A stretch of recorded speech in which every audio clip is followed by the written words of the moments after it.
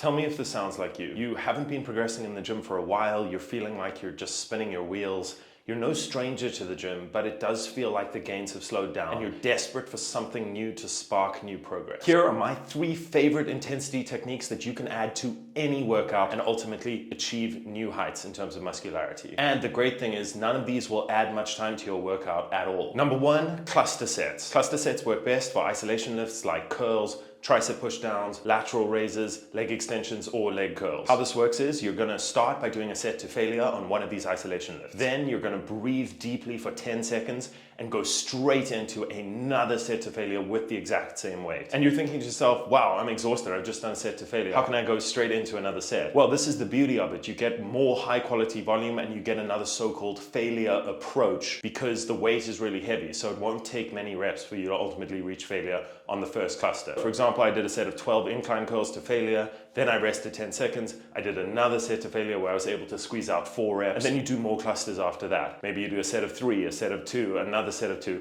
and ultimately those 4 or 5 clusters make up the volume of what would be another working set. But the beauty of it is it only takes 60 seconds and your biceps are left feeling insanely pumped. You've got bicep soreness for days and suddenly your arms are growing again. These are cluster sets that can be used for so many different lifts. Please experiment with them. They tack on like 60 seconds to your workout and they make a huge difference. You do this for long enough, you definitely will see new growth. Number 2, drop sets. Most of us know what drop sets are and we've done them in the high school weight room, but I do have some ideas about how people get these wrong and my best tips on how to utilize drop sets as effectively for you as possible. Drop sets can be used on all sorts of different lifts, single joint isolation lifts like cluster sets or heavier compound lifts. People do drop sets on bench presses or hack squats or leg presses or leg curls, all sorts of stuff. My best recommendation is to do a difficult working set first with a challenging weight. This doesn't necessarily need to be a set to failure, but it can be. Then you're going to drop the weight immediately by not as much as you might think, probably 15 to 20% of what the weight was,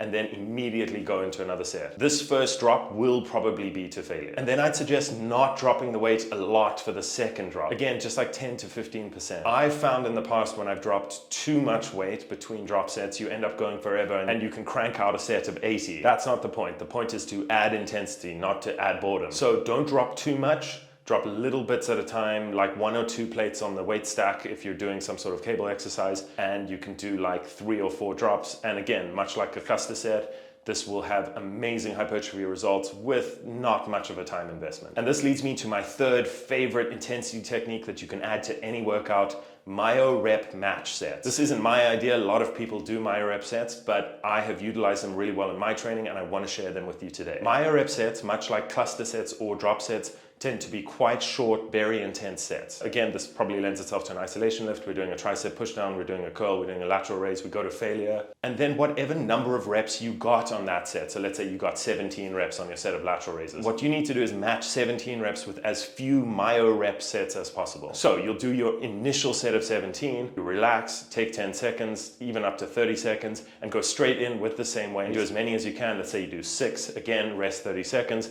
you do 4, rest 30 seconds, you do 3, and at this point you need to do 4 more cumulative reps. And as few sets as possible, you try and match what you did on your initial set. This is a brilliant way to squeeze in new volume and force new growth. It's a fantastic intensity technique and I've used it with a lot of different clients. If you want to learn more about what it's like to be one of my clients, my name is Jake. I'm an online fitness coach. I've been working with men, taking them from skinny fat to looking like they lift in as little as 6 months. If this is a service that you think you would benefit from, the application for one-on-one coaching is in the description of this video. We're reaching the end of the year. This is the time to really take ownership of your fitness goals. It doesn't take as long as people think. If you are dedicated and passionate to the lifting and the eating and the sleeping process, you can go from not looking like you lift to looking like you lift in 6 months.